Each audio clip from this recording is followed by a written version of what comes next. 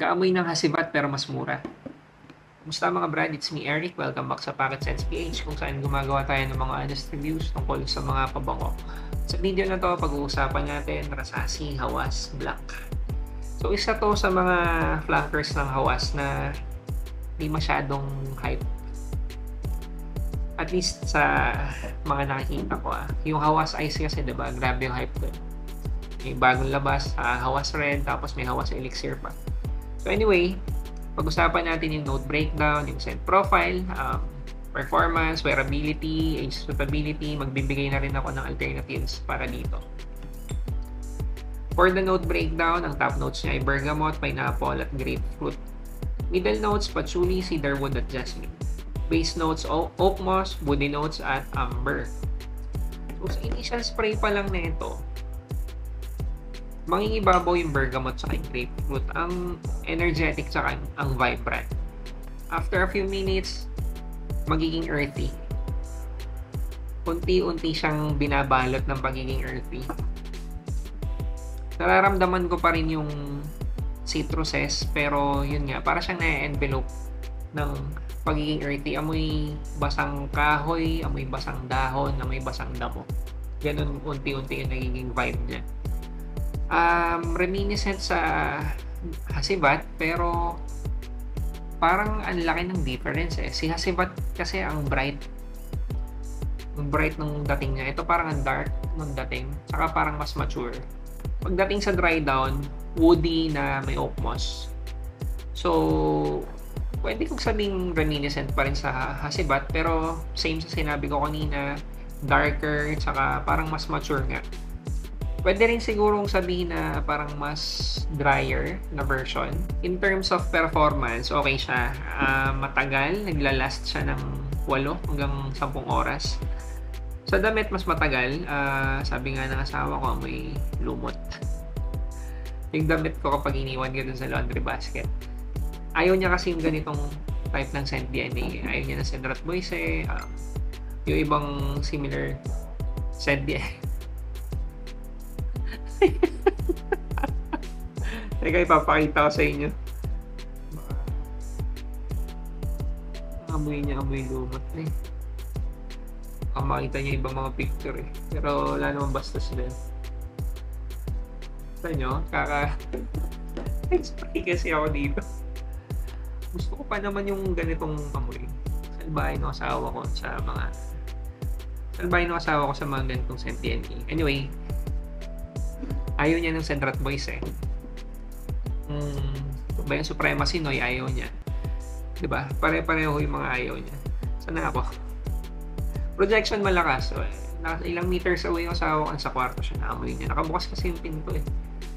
Ito na nakatapat yung electric fan. Ibig sabihin malakas talaga siya mag-projecta.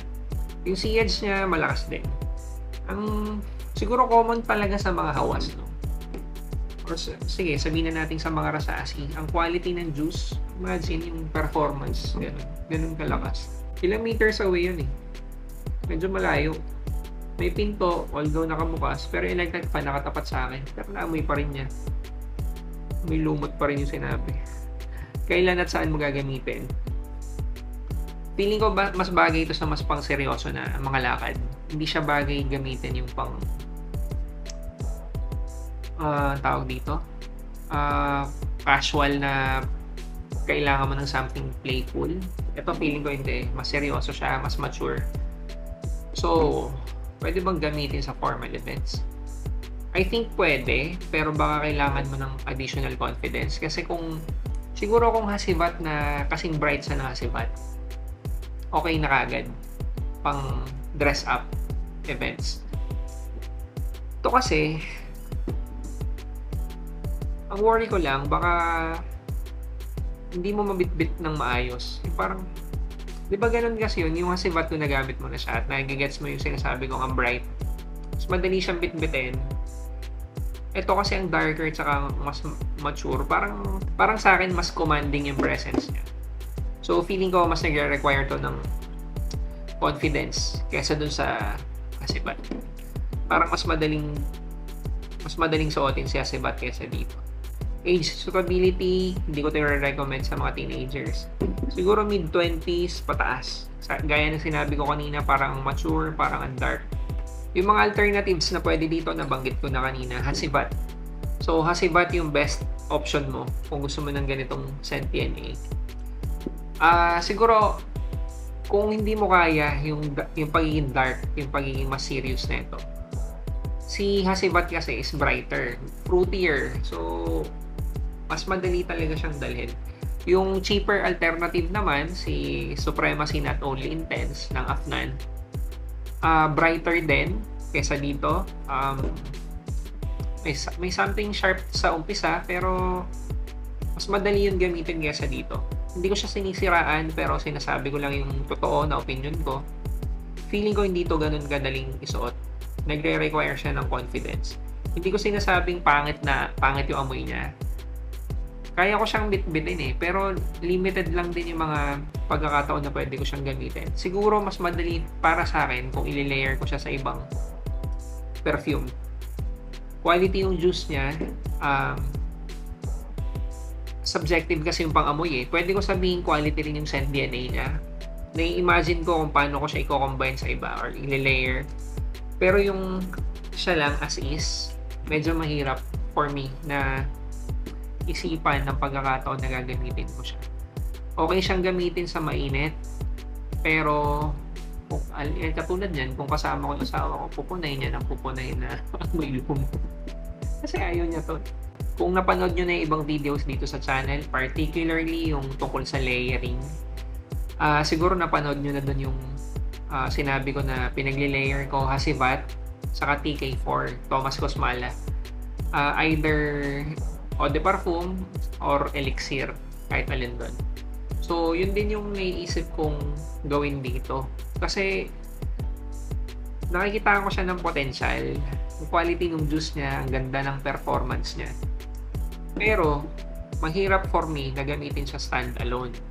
So, ang naiisip ko, i-layer din siya sa mga ganong klaseng scent DNA. Either TK4, well, kung ganitong level ng performance, siguro pwede ko nga siyang i-layer sa TK4. TK4 Instant Crush, either dun sa dalawa na yun.